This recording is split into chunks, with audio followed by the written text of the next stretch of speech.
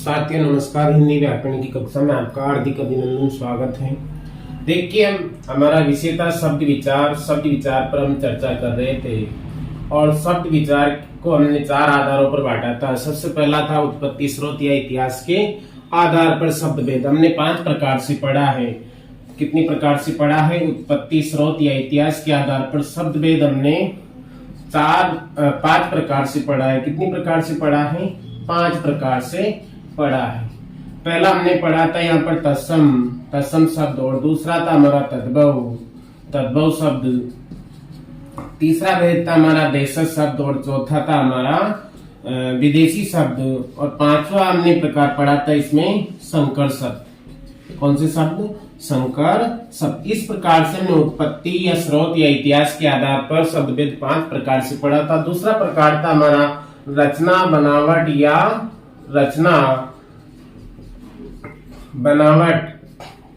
या व्युत्पत्ति के आधार पर, या रचना बनावट या व्युत्पत्ति के आधार पर शब्द भेद हमने यहाँ पर पढ़ा था 3 प्रकार से। पहला पढ़ा था रूढ़ शब्द, दूसरा हमने पढ़ा था यौगिक शब्द, और तीसरा हमने पढ़ा था योगरूढ़ शब्द। इस प्रकार से हमने शब्द विचार में उत्पत्ति, स्रोत या इतिहास या रचना या बनावट के आधार पर 2 आधारों पर शब्द भेद पढ़ा। अब तीसरा जो आधार है हमारा शब्द भेद का शब्द विचार में, वो है रूप परिवर्तन या कहते हम प्रयोग के आधार पर। क्या? प्रयोग के आधार पर, या फिर व्याकरणिक कोटि के आधार पर। व्याकरणिक कोटि के आधार पर शब्द भेद 2 प्रकार का होता है। कितने प्रकार का? कोटि के आधार पर शब्द भेद कितने प्रकार का होता है? 2 प्रकार का होता है। 2 प्रकार से हम यहाँ पर पढ़ने जा रहे हैं। किसके आधार पर? रूप परिवर्तन प्रयोग, या फिर कहते हैं व्याकरणिक कोटि के आधार पर शब्द भेद कितने प्रकार से? 2 प्रकार से। पहला आता है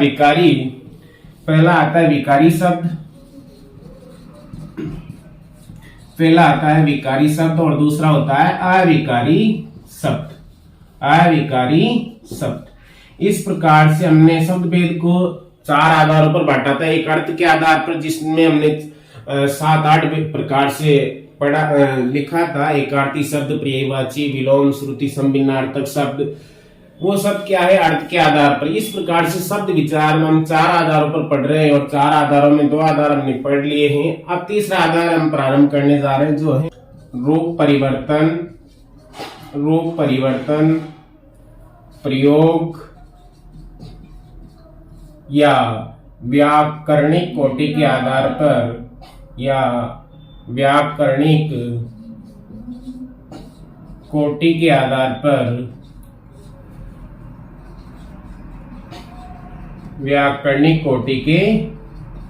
पर, शब्द भेद। तो देखिए साथियों, रूप परिवर्तन प्रयोग व्याकरणिक कोटि के आधार पर शब्द भेद कितने प्रकार का होता है? 2 प्रकार का होता है। कितने प्रकार का होता है? 2 प्रकार का। पहला होता है विकारी शब्द। कौन सा होता है? विकारी शब्द। और दूसरा होता है अविकारी शब्द।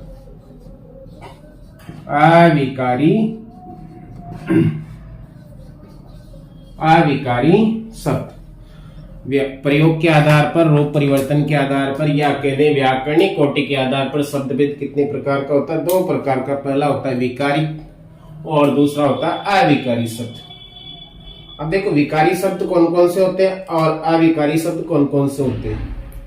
देखो विकारी शब्द का मतलब यह शब्द से ही अर्थ स्पष्ट हो जाता है। विकारी यानी जिसमें विकार आता है। अब ये विकारी शब्द 4 प्रकार के होते हैं। कितने प्रकार के? सबसे पहले हम इसमें पढ़ते हैं संज्ञा। क्या पढ़ते हैं? संज्ञा। दूसरा है सर्वनाम, जो संज्ञा के स्थान पर प्रयुक्त होता है, सर्वनाम। तीसरा जो भेद हम पढ़ते हैं विशेषण। क्या पढ़ते हैं? विशेषण। और चौथा हम पढ़ते हैं क्रिया।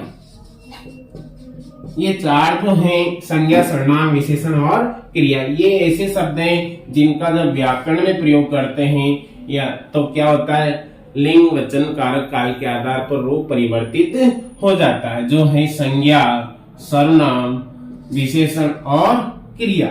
अब अविकारी शब्द किसे कहें? अ का मतलब नहीं, विकार का मतलब विकार यानी बदलाव, परिवर्तन।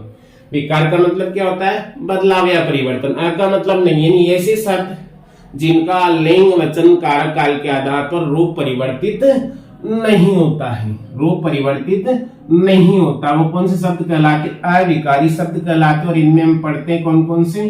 सबसे पहला आता है हमारा क्रिया विशेषण अव्यय, क्रिया विशेषण अव्यय।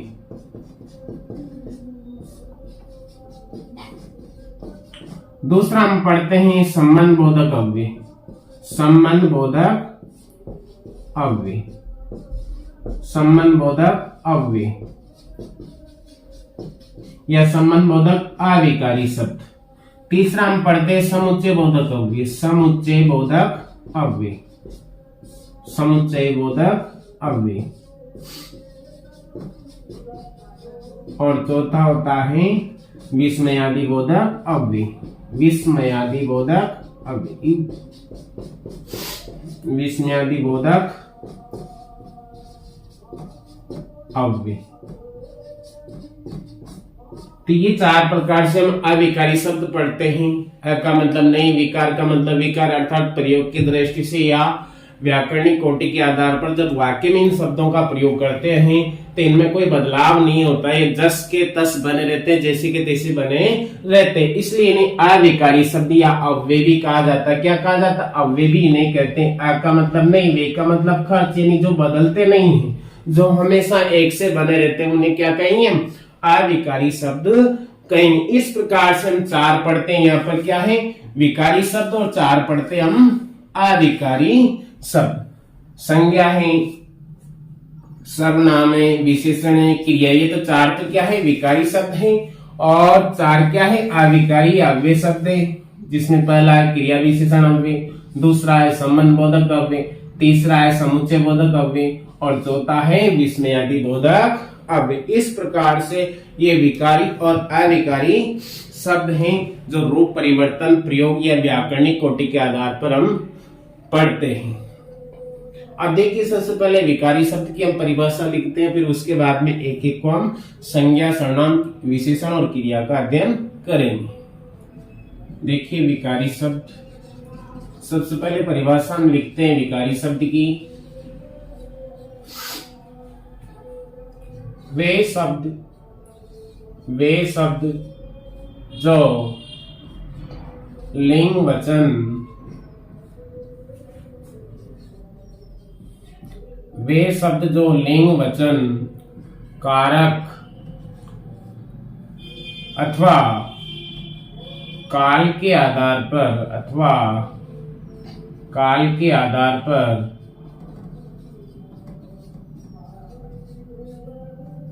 वे शब्द जो लिंग वचन कारक अथवा काल के आधार पर बदल जाते हैं, लिंग वचन कारक अथवा काल के आधार पर परिवर्तित हो जाते हैं, उन्हें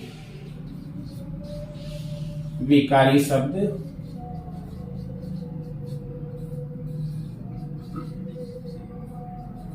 कहते हैं।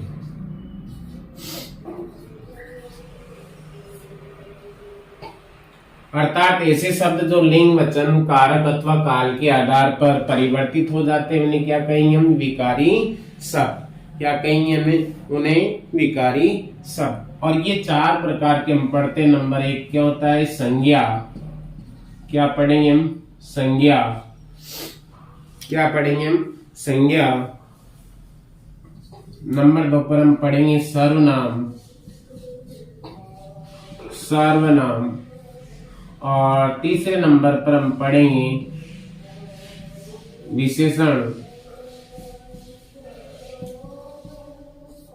और चौथे नंबर पर पढ़ेंगे क्रिया। ये चारों क्या है? प्रयोग जब इनका वाक्य में होता है तो इनका लिंग वचन कारक काल के आधार पर रूप बदल जाता है, अर्थात ये परिवर्तित हो जाते। जैसे संज्ञा में हम देखें लड़का, पुल्लिंग में है, लिंग के आधार पर अगर इसको स्त्रीलिंग में हम करें या बहुवचन में करें तो ये बदल जाएगा। जैसे देखिए हम स्त्रीलिंग में इसको क्या करेंगे, लड़का का क्या हो जाएगा लड़की, वचन के आधार पर अगर देखें तो क्या हो जाएगा लड़के या लड़कियां, बहुवचन में हो जाएगा। इस प्रकार वाक्य में जब इनका प्रयोग किया जाता है तो इनका क्या है रूप परिवर्तित हो जाता है। जैसे सर्वनाम है, सर्वनाम वह और वे, वह वे, उसे, उन्हें, तो वाक्य में प्रयोग की दृष्टि से इनका रूप परिवर्तित होता रहता है। किसके आधार पर, लिंग, वचन, कारक अथवा काल के आधार पर, इसलिए इन्हें विकारी शब्द कहा जाता है। विशेषण देखिए आप, जैसे किसी को हम कह रहे हैं अच्छा, वो लड़का अच्छा है, तो लड़की के लिए यहाँ पर अच्छा बदल जाएगा, किसमें परिवर्तित हो जाएगा अच्छी, स्त्रीलिंग में हो जाएगा। इस प्रकार इनका वाक्य में प्रयोग की दृष्टि से क्या होता है रूप परिवर्तित होता रहता है। जैसे अच्छे, क्रिया में देखिए हम चलता है, जैसे कोई है ना चलती हैं, स्त्रीलिंग में हो जाएगा, बहुवचन में चलते हैं। तो इस प्रकार से इनका वाक्य में जब प्रयोग होता है तो रूप परिवर्तित होता रहता है। इसी कारण इनको क्या कहते हैं हम विकारी शब्द कहते हैं। अब सबसे पहले हम पढ़ेंगे संज्ञा। क्या पढ़ेंगे हम संज्ञा। संज्ञा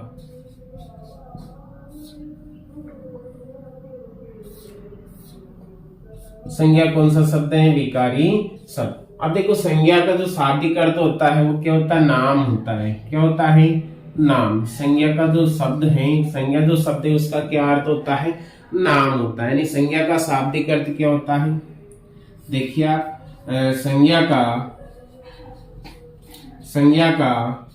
शाब्दिक अर्थ संज्ञा का शाब्दिक अर्थ होता है क्या होता है नाम।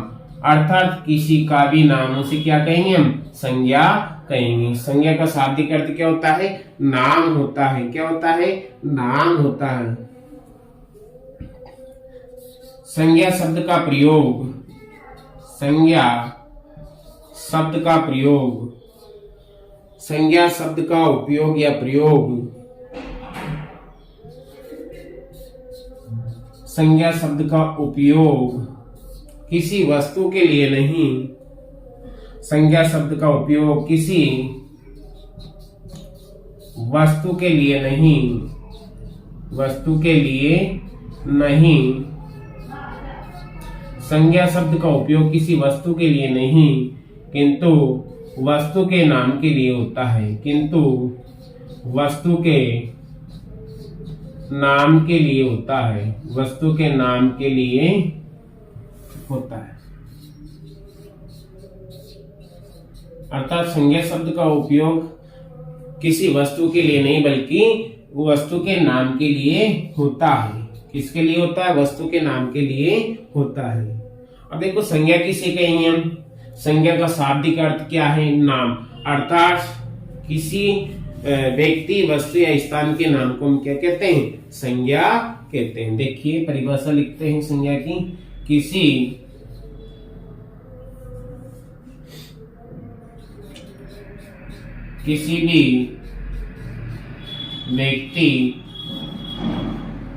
भी व्यक्ति वस्तु स्थान, किसी भी व्यक्ति वस्तु स्थान या भाव के नाम को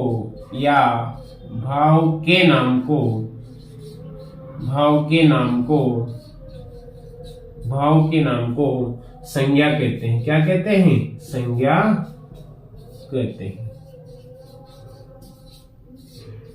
तो संज्ञा की बड़ी सीधी और सरल परिभाषा हमारे पास है कि किसी भी व्यक्ति वस्तु या स्थान, किसी भी व्यक्ति वस्तु स्थान या भाव के नाम को हम क्या कह सकते हैं संज्ञा कह सकते हैं। क्या कह सकते हैं संज्ञा कह सकते हैं।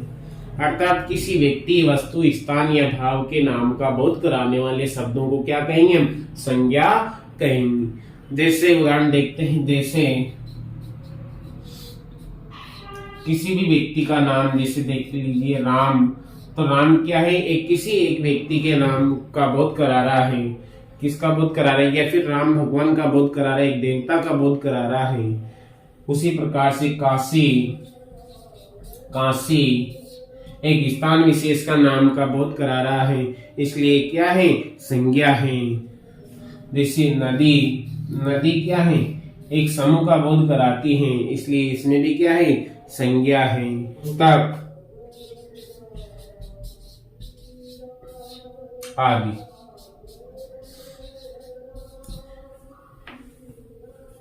इस प्रकार से संज्ञा क्या है? संज्ञा का शाब्दिक अर्थ होता है नाम, और संज्ञा शब्द का उपयोग किसी वस्तु के लिए नहीं होता। देखो यहाँ पर ये बात हमें ध्यान रखना है कि संज्ञा शब्द का उपयोग किसी वस्तु के लिए नहीं होता, किंतु वस्तु के नाम के लिए होता। वस्तु के लिए संज्ञा का प्रयोग नहीं होता, बल्कि किसके लिए? उस वस्तु के नाम के लिए संज्ञा का प्रयोग होता है। हमने यहाँ पर परिभाषा में भी यही लिखा है कि किसी भी व्यक्ति, वस्तु, स्थान या भाव के नाम को संज्ञा कहते हैं, न कि वस्तु को संज्ञा कहते हैं। उसके नाम का बोध कराने वाले शब्दों को क्या कहेंगे हम? संज्ञा कहेंगे। जैसे राम, तो राम यहाँ जो नाम है इसमें क्या है? संज्ञा है। काशी है, नदी है, पुस्तकें आदि। इस प्रकार से संज्ञा किसी वस्तु को नहीं, बल्कि उसके नाम को संज्ञा कहते हैं।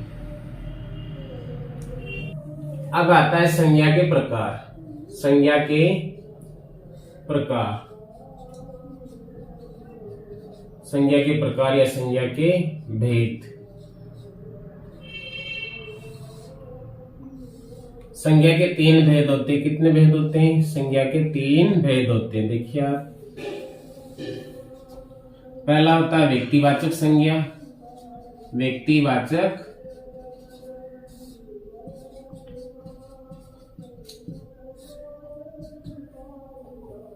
दूसरा है जातिवाचक संज्ञा,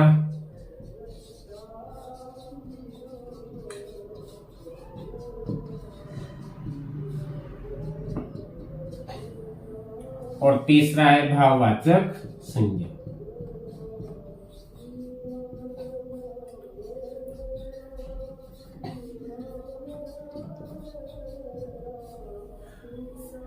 देखिए संज्ञा के प्रकार या भेद। संज्ञा 3 प्रकार की होती है। पहला व्यक्तिवाचक संज्ञा, दूसरा जातिवाचक संज्ञा और तीसरा भाववाचक संज्ञा। यहाँ पर जातिवाचक संज्ञा के 2 उपभेद किए गए। कितने किए गए? 2 उपभेद किए गए। देखिए एक होता है द्रव्यवाचक संज्ञा, द्रव्यवाचक संज्ञा, और दूसरा होता है समूहवाचक संज्ञा। दूसरा क्या होता है? समूहवाचक संज्ञा। समूहवाचक संज्ञा।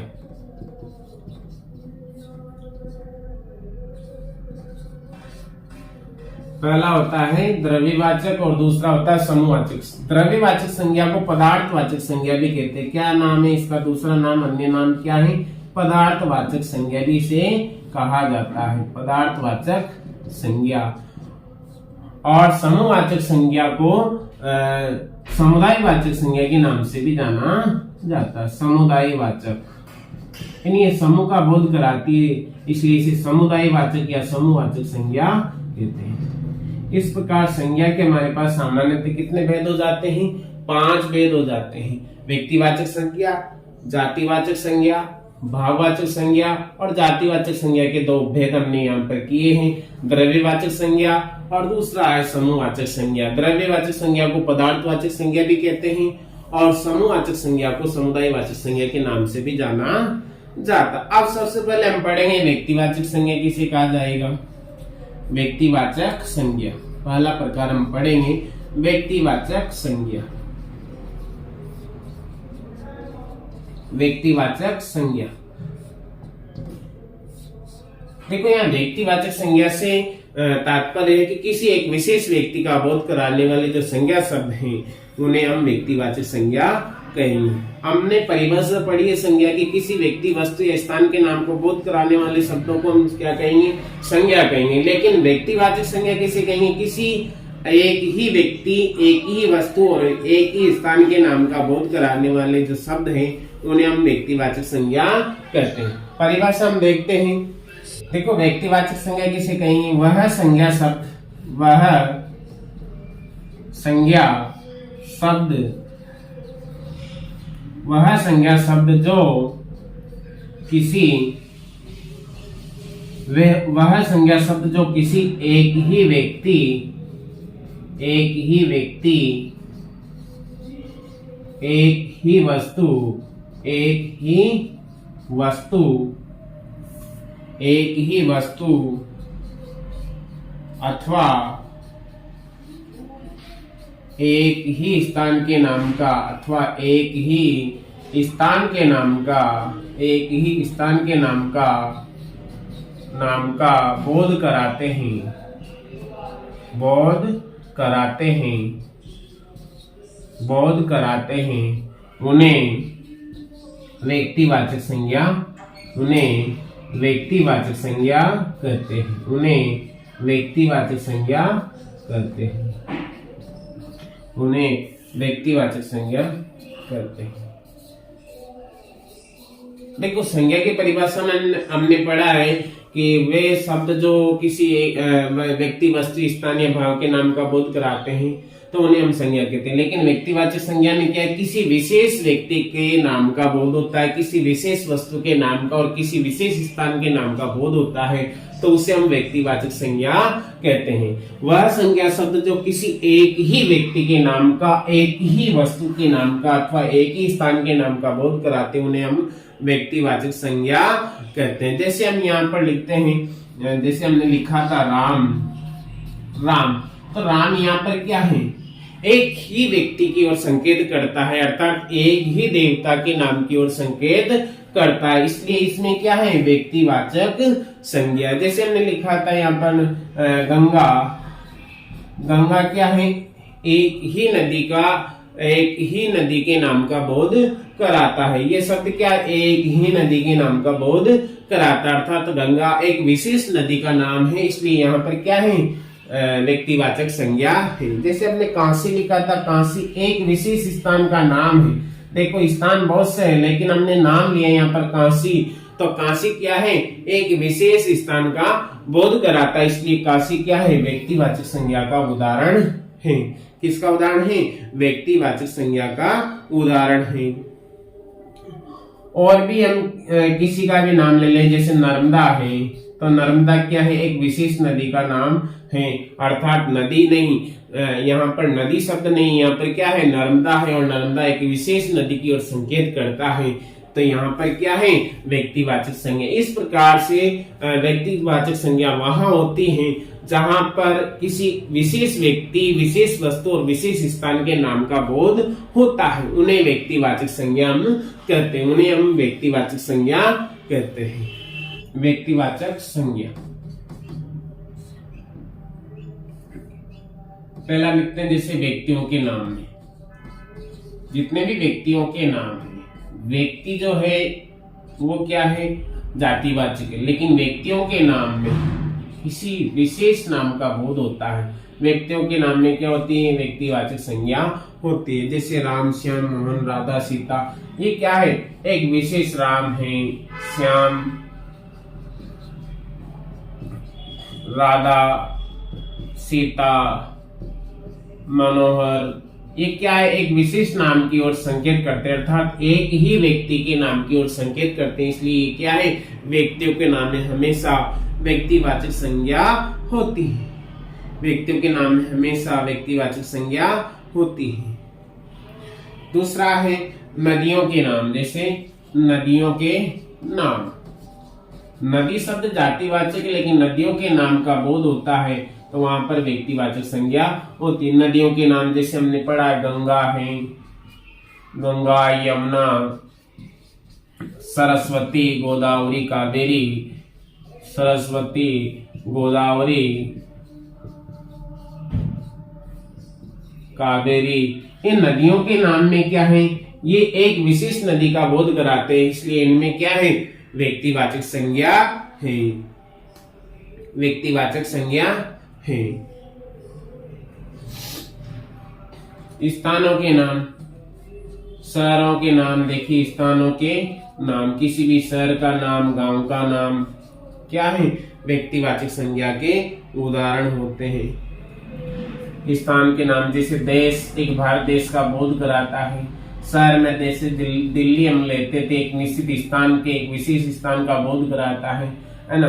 देशों के नाम के दें, स्थानों के नाम में अगर स्थान के नाम में किसी विशेष देश का, किसी विशेष शहर का या किसी विशेष गांव का नाम आता है तो उसे हम व्यक्तिवाचक संज्ञा कहते हैं। उसे क्या कहेंगे, हम व्यक्तिवाचक संज्ञा कहते हैं।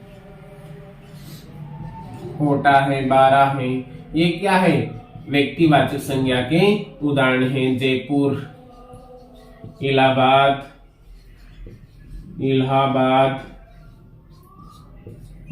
ये आदि क्या है, इलाहाबाद आदि क्या है, स्थानों के नाम है। और स्थानों के नाम में क्या है, व्यक्तिवाचक संज्ञा, क्योंकि एक विशेष स्थान की ओर संकेत करते हैं। पुस्तकों के नाम किसी के भी नाम हो, है ना, लेकिन किसी एक निश्चित एक विशेष की ओर संकेत करते हैं तो वहां पर क्या होता है, व्यक्तिवाचक संज्ञा होती है। पुस्तकों के नाम, जैसे रामायण है, एक ग्रंथ है, रामायण है। श्रीमद् भगवत गीता है, श्रीमद् भगवत गीता है। रामचरितमानस, ये क्या है, पुस्तकों के नाम है, अर्थात एक विशेष पुस्तक की ओर संकेत करते हैं, इसलिए इनमें क्या है, व्यक्तिवाचक संज्ञा है। क्या है, व्यक्तिवाचक संज्ञा है। त्योहारों के नाम, पर्वों के नाम, त्योहारों के नाम, होली, दशहरा, दीपावली जो भी है त्योहार, उन सब में क्योंकि एक निश्चित त्योहार की ओर संकेत करते हैं। होली, दशहरा, दीपावली, रक्षाबंधन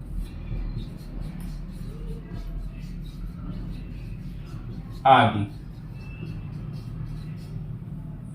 त्योहारों के नाम में भी क्या है, व्यक्तिवाचक संज्ञा। त्योहार शब्द जातिवाचक है, लेकिन त्योहारों के नाम में क्या है, व्यक्तिवाचक संज्ञा है।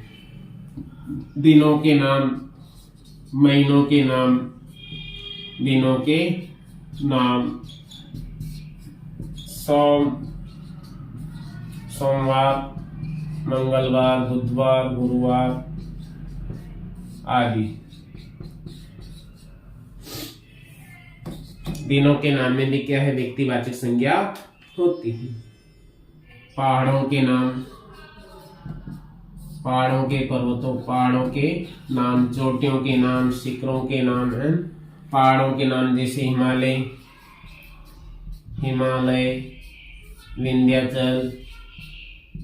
विंध्याचल पर्वतमाला, विंध्याचल, सतपुड़ा, नीलगिरी की पहाड़ियां, नीलगिरी की पहाड़ियां क्या है, व्यक्तिवाचक संज्ञा, किसी एक निश्चित पहाड़ की ओर संकेत करता है। लेकिन यहाँ पर पहाड़ अगर आ जाए तो वो क्या है, जातिवाचक संज्ञा का उदाहरण होता है। सड़क या चौराहों के नाम, सड़क या चौराहा, चौराहों का नाम के नाम, चौराहा का नाम। सड़क या चौराहों के नाम जैसे लाल चौक, संसद मार्ग, लाल चौक, संसद मार्ग, लाल चौक, संसद मार्ग आदि। जातिवाचक संज्ञा,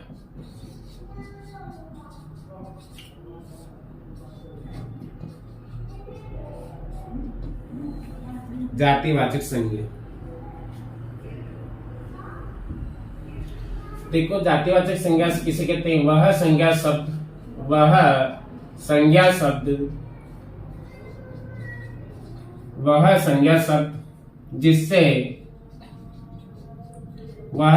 शब्द जिससे किसी एक जाति की संपूर्ण वस्तुओं का या संपूर्ण पदार्थों का वह संज्ञा शब्द जिससे किसी एक जाति की संपूर्ण वस्तुओं का बोध होता है, संपूर्ण वस्तुओं का बोध होता है, उन्हें जातिवाचक संज्ञा कहते हैं। उन्हें जातिवाचक संज्ञा कहते हैं। अर्थात वे संज्ञा शब्द जो किसी एक जाति की संपूर्ण वस्तुओं का बोध कराते हैं उन्हें क्या कहेंगे? हम जातिवाचक संज्ञा कहेंगे। देखो, जाति से मतलब है एक जाति की सभी वस्तुओं का जो बोध कराते हैं। जैसे हमने नदी पढ़ी थी, तो नदी क्या है? एक जाति का, जितनी भी नदियां हैं पूरे समूह का बोध कराता है नदी शब्द, इसलिए यहाँ पर क्या है? जातिवाचक संज्ञा है। अर्थात एक जाति की संपूर्ण वस्तुओं का बोध कराया जाता है तो वहां पर जातिवाचक संज्ञा होती है। जैसे मनुष्य या मानव, तो मनुष्य क्या है? एक शब्द में सभी मनुष्य जाति का बोध हो रहा है। मनुष्य जो शब्द है उसमें सभी मनुष्यों का बोध हो रहा है, इसलिए मनुष्य क्या है? जातिवाचक संज्ञा का उदाहरण है। जातिवाचक संज्ञा का उदाहरण है। जैसे घर हम लेते हैं, क्या लेते हैं? घर शब्द। तो घर क्या है? जितने भी घर है, अर्थात एक जाति की सभी वस्तुओं का बोध किसमें हो रहा है? घर शब्द से हो रहा है। जैसे पहाड़ हमने पढ़े थे, पहाड़, और पहाड़ क्या है? एक जातिवाचक शब्द है। कैसे है कि पहाड़ जितने भी हैं उन सभी पहाड़ों का इसमें क्या हो रहा है? जिक्र हो रहा है, अर्थात पूरी संपूर्ण जाति का, पहाड़ जाति का बोध हो रहा है, इसलिए इन्हें क्या कहेंगे? हम जातिवाचक शब्द कहेंगे। जैसे नदी हमने लिया था, नदियों का, सभी संपूर्ण नदियों का एक शब्द में बोध हो रहा है, इसलिए नदी क्या है? जातिवाचक शब्द है। सभा है, सभा किसकी होती है? मनुष्यों की होती है, अर्थात सभी सभा के माध्यम से एक समूह का बोध हो रहा है, एक जाति का, एक संपूर्ण सभा जाति का बोध हो रहा है, इसलिए जातिवाचक शब्द है। अब देखिए, कुछ शब्द ऐसे हैं जो हमेशा जातिवाचक का ही भाव पैदा करते हैं। इन जातिवाचक जिनमें हमेशा नीचे लिखने जा रहे हैं, निम्नांकित शब्दों में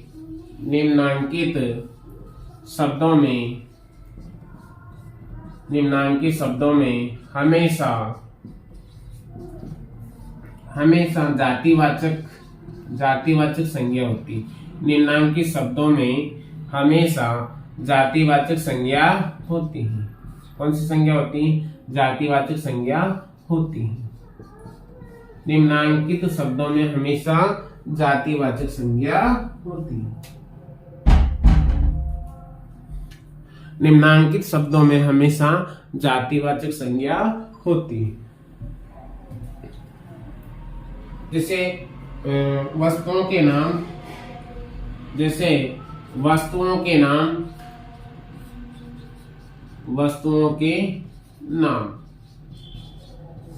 अब वस्तुओं के नाम है, जैसे पेन है, क्या है? पेन, पंखा,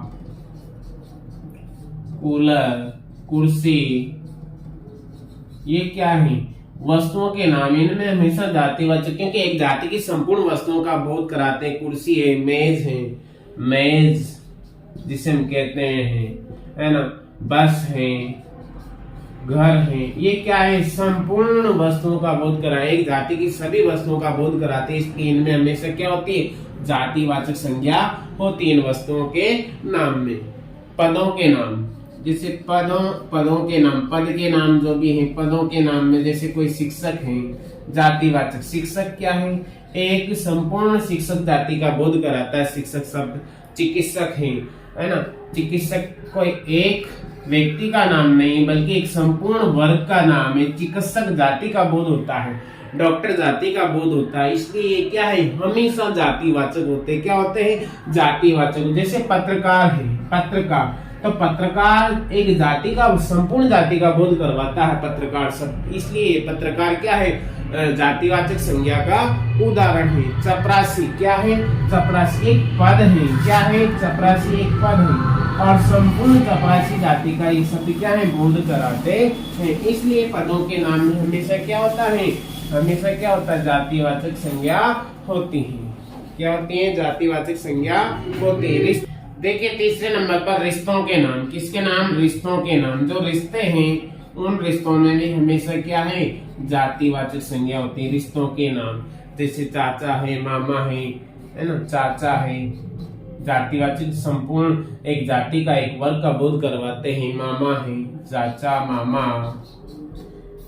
ये क्या है? रिश्तों के नाम और ये हमेशा जातिवाचक होते हैं। नाना, भाई, ये जातिवाचक हैं। क्या है? जातिवाचक है रिश्तों के नाम। जानवरों के नाम या पक्षियों के नाम। जानवरों के नाम हमेशा क्या होते हैं? जातिवाचक होते हैं। जैसे घोड़ा है, गाय है, घोड़ा, गाय, गधा, ये एक संपूर्ण जाति का बोध करवाते हैं, इसलिए इनमें क्या है? जातिवाचक संज्ञा है। तोता है, कबूतर है, ये संपूर्ण क्या है? जातिवाचक शब्द हैं। अर्थात ये जो शब्द हमने पढ़े हैं ये एक नहीं बल्कि संपूर्ण वर्ग का, संपूर्ण जाति का, संपूर्ण वस्तुओं का एक शब्द बोध करवाता है, इसलिए जातिवाचक संज्ञा के उदाहरण है। जातिवाचक संज्ञा के उपभेद जातिवाचक संज्ञा के उपभेद। दो उपभेद हमने पढ़े थे। पहला क्या था? द्रव्यवाचक। पहला क्या था? द्रव्यवाचक।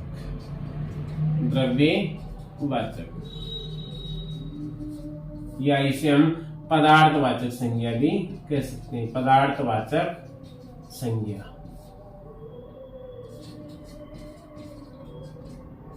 दूसरा था समूहवाचक या समुदायवाचक। समूहवाचक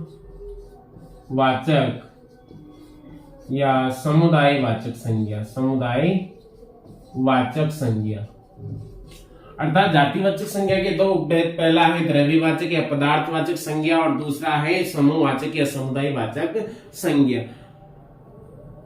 देखिए द्रव्यवाचक संज्ञा में सभी धातुएं और जो खनिज संसाधन हैं उन सबको द्रव्यवाचक संज्ञा या पदार्थवाचक संज्ञा में गिना जाता है, माना जाता है। जितने भी द्रव तरल पदार्थ हैं या ठोस पदार्थ, वो सब क्या है? द्रव्यवाचक या पदार्थवाचक संज्ञा में। जैसे सोना है, चांदी है, ये क्या है? ये द्रव्यवाचक संज्ञा है, अर्थात इसे हम कह सकते हैं पदार्थवाचक संज्ञा या जातिवाचक संज्ञा का ही उपभेद है।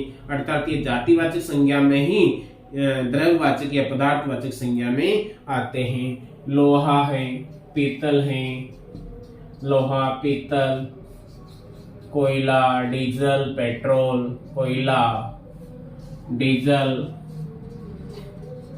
पेट्रोल, ये क्या है? ये जातिवाचक संज्ञा ही है। लेकिन जातिवाचक संज्ञा में अगर देखें तो ये पदार्थवाचक या द्रव्यवाचक संज्ञा है। प्लास्टिक है, ऊन है, आदि क्या है? द्रव्यवाचक या पदार्थवाचक संज्ञा है। अब समूहवाचक या समुदायवाचक, जैसे हम कहें झुंड, ये क्या है? एक समूह का बोध करा रहा है। जैसे हम कहें रेवड़ एक जानवरों का समूह है ना, जानवरों का समूह। कक्षा क्या है? कक्षा में कोई एक नहीं होता बल्कि सभी, बहुत सारे विद्यार्थी होते हैं। कक्षा। सभा क्या है? सभा में कोई एक व्यक्ति से सभा नहीं होती, अनेकों व्यक्ति इसमें शामिल होते हैं, इसलिए सभा शब्द क्या है? सभा शब्द एक समूहवाचक शब्द है, अर्थात जातिवाचक का ही उपभेद समूहवाचक या समुदायवाचक संज्ञा इसमें है। सम्मेलन ये क्या है? समूह का बोध कराते हैं। किसका बोध कराते हैं? समूह का बोध कराते हैं। जैसे सेना है तो सेना में क्या है? एक सिपाही नहीं होता, अनेकों सिपाही होते हैं सेना में, इसलिए सेना भी क्या है? समूहवाचक संज्ञा है। जत्था साधुओं का जो जत्था जा रहा है, जैसे हम कहें कि साधुओं का जत्था जा रहा, तो साधुओं का जत्था एक व्यक्ति उसमें शामिल नहीं होता। दल में भी क्या है? दल एक से नहीं बल्कि अनेकों से बनता है दल। तो ये समूह के बोध कराते, इसलिए इन्हें समुदायवाचक संज्ञा या समूहवाचक संज्ञा कहते हैं। गिरोह भी क्या है? एक व्यक्ति का नहीं होता, इसमें भी अनेक व्यक्ति शामिल होते हैं। आदि शब्द किसका बोध कराते हैं? आदि शब्द समूह का या समुदाय वाचक संज्ञा का बोध कराते हैं। तो इस प्रकार से हमने जातिवाचक संज्ञा के दो उपभेद पढ़े। जहाँ समूह का बोध कराया जाता है वो समूहवाचक, और जहाँ ठोस या तरल पदार्थों का बोध कराया जाता है, वहां जैसे कोई धातुएं हैं, कोई तरल पदार्थ हैं, तो वो द्रव्यवाचक या पदार्थवाचक संज्ञा में आते हैं। अर्थात पदार्थों का, ठोस या द्रव पदार्थों का, तरल पदार्थों का अगर बोध होता है तो वो किस में आएंगे? वो आएंगे पदार्थवाचक संज्ञा या द्रव्यवाचक संज्ञा में आते हैं। अब देखो एक विशेष बात है कि व्यक्तिवाचक संज्ञाओं को जो प्रयोग है, व्यक्तिवाचक संज्ञाओं का प्रयोग जातिवाचक संज्ञा के रूप में भी होता है। व्यक्तिवाचक संज्ञाओं का प्रयोग, व्यक्तिवाचक संज्ञाओं का प्रयोग व्यक्तिवाचक संज्ञाओं का प्रयोग जातिवाचक संज्ञा के रूप में भी होता है। जातिवाचक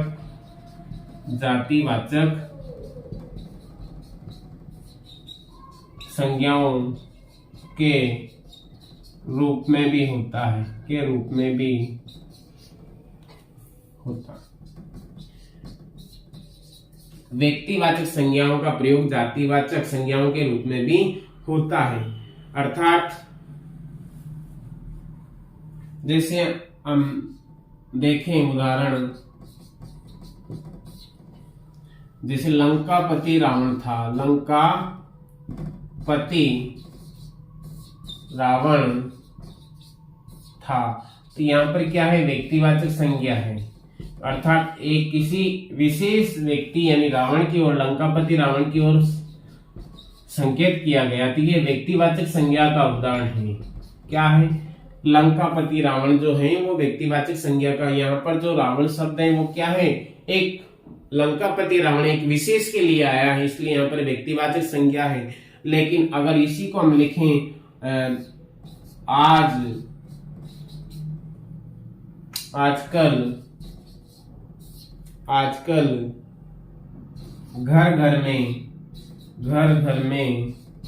आजकल घर घर में रावण है, तो ये क्या हो जाएगा?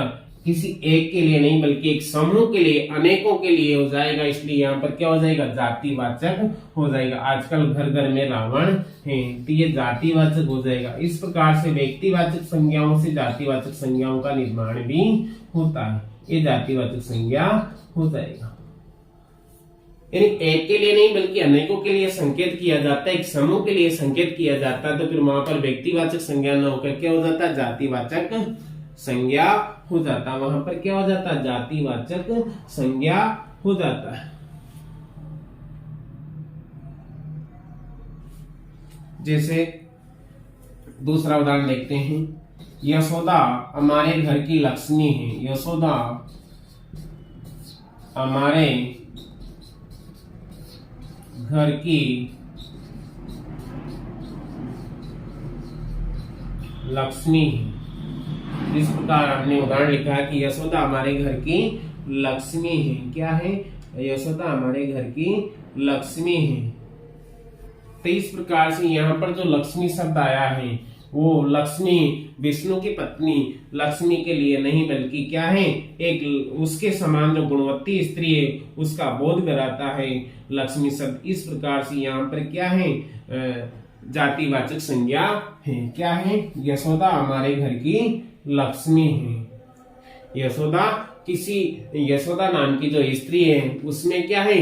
लक्ष्मी के समान गुण है, इसलिए उसकी तुलना उससे की गई, इसलिए यहाँ पर क्या है? जातिवाचक संज्ञा है।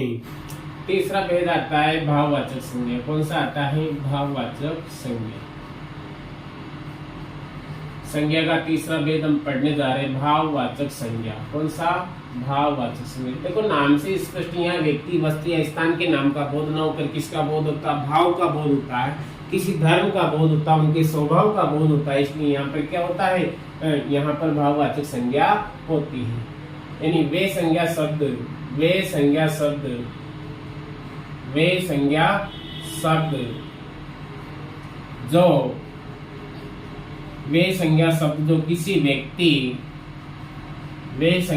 जो किसी व्यक्ति, वस्तु, स्थान वे संज्ञा शब्द जो किसी व्यक्ति वस्तु स्थान के नाम का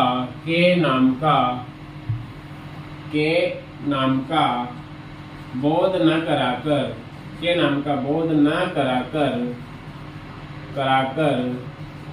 उनके भाव का बोध कराते हैं। नाम का बोध न कराकर उनके भाव का बोध कराते हैं। भाव का बोध कराते हैं। उन्हें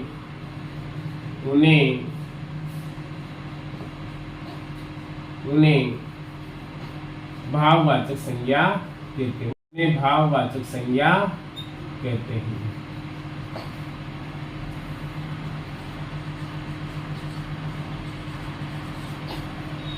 वे संज्ञा शब्द जो किसी व्यक्ति वस्तु स्थान के नाम का बोध न कराकर किसका बोध कराते, उनके भाव का बोध कराते, उन्हें क्या कहेंगे हम, भाववाचक संज्ञा कहेंगे। जैसे उदाहरण देखते हैं हम, जैसे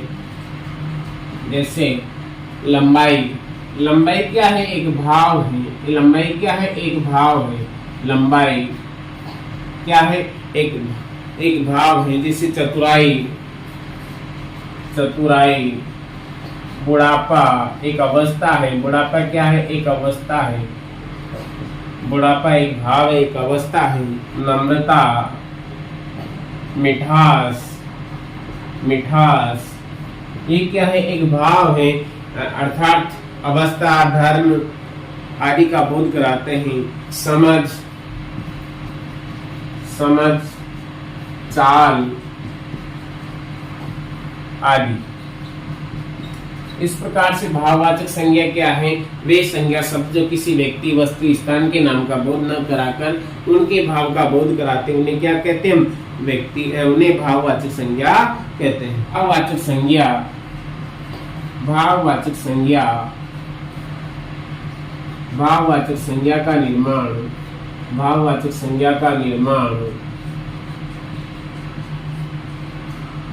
संज्ञा का निर्माण तीन आधारों पर, तीन प्रकार से किया जाता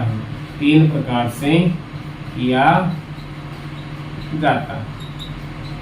भाववाचक संज्ञा का निर्माण कितनी प्रकार से, तीन प्रकार से किया जाता है। कौन कौन से तीन प्रकार, पहला है सर्वनाम से भाववाचक संज्ञा। सर्वनाम से भाववाचक संज्ञा का निर्माण।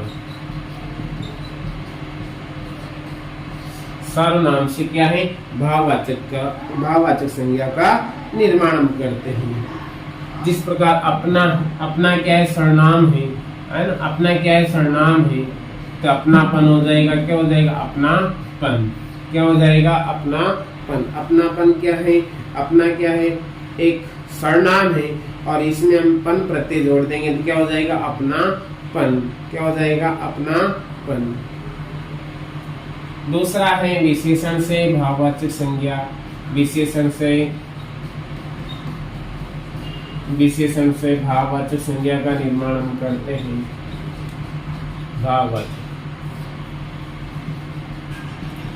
जैसे सुंदर एक विशेषण और इसमें ता प्रत्यय जोड़ेंगे तो क्या हो जाएगा, सुंदरता। इस प्रकार से हम विशेषण से भाववाचक संज्ञा का। तीसरा हम पढ़ते क्रिया से भाववाचक संज्ञा का निर्माण।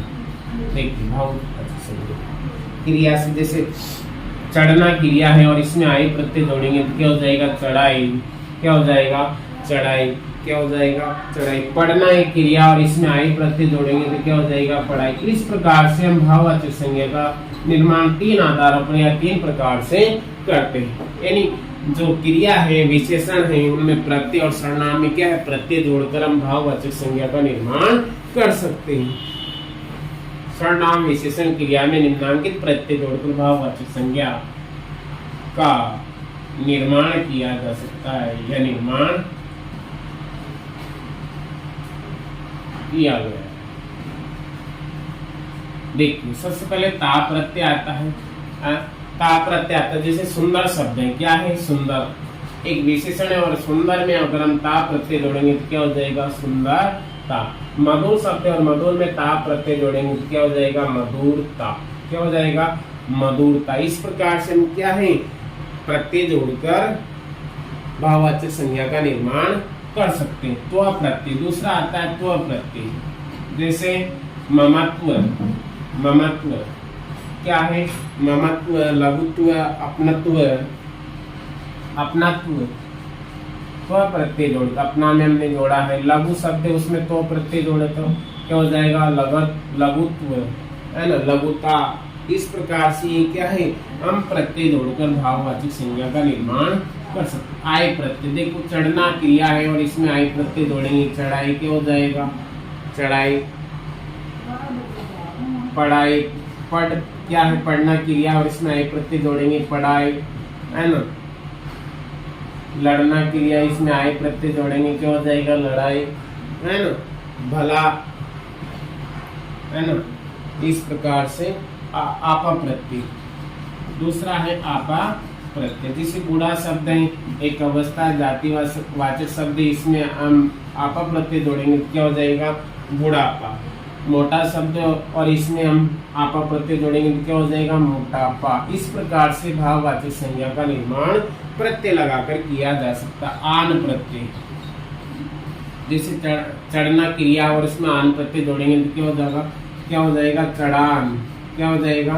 चढ़ान हो जाएगा। उड़ना क्रिया है और इसमें आन प्रत्यय जोड़ेंगे तो उड़ान, क्या हो जाएगा? उड़ान। ऐसे ही मिलान। इस प्रकार से हम प्रत्यय जोड़कर भाववाचक संज्ञा का निर्माण कर सकते हैं। आस प्रत्यय, कौन सा प्रत्यय? आस प्रत्यय, जैसे मीठा शब्द और इसमें आस प्रत्यय जोड़ेंगे तो क्या हो जाएगा? मिठास। क्या हो जाएगा? मिठास। ऐसे ही प्यास, आस प्रत्यय जुड़ेगा तो क्या हो जाएगा? प्यास। खट्टा, खटास, आस प्रत्यय जुड़ते ही क्या हो जाएगा? खटास। ऐसे आवट प्रत्यय है, आवट। आवट प्रत्यय, कौन सा प्रत्यय? आवट प्रत्यय, जैसे हम दिखावट, दिखावट, सजावट, मिलावट, ये क्या है? आवट प्रत्यय जोड़कर हमने भाववाचक संज्ञा बनाई। मिलावट। आहट प्रत्यय है, आहट। आहट, जैसे घबराहट, घबराहट, चिल्लाहट,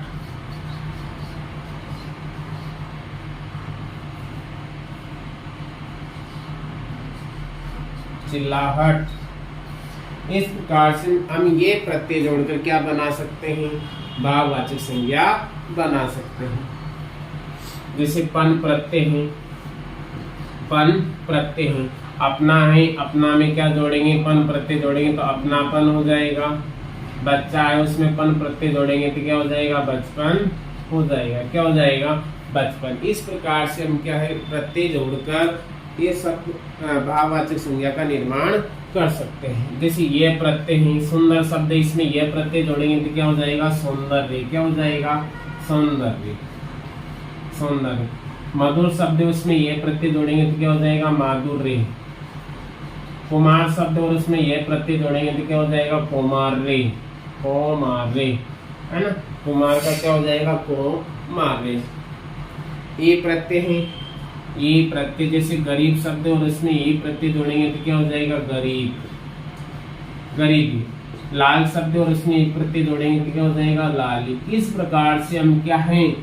ये कुछ प्रत्यय हैं, इन प्रत्ययों को शब्दों में जोड़कर, चाहे वो सर्वनाम हो, विशेषण हो या क्रिया हो, उन सब में जोड़कर क्या है? भाववाचक संज्ञा का निर्माण कर सकते हैं। किसका निर्माण कर सकते हैं? भाववाचक संज्ञा का निर्माण कर सकते हैं।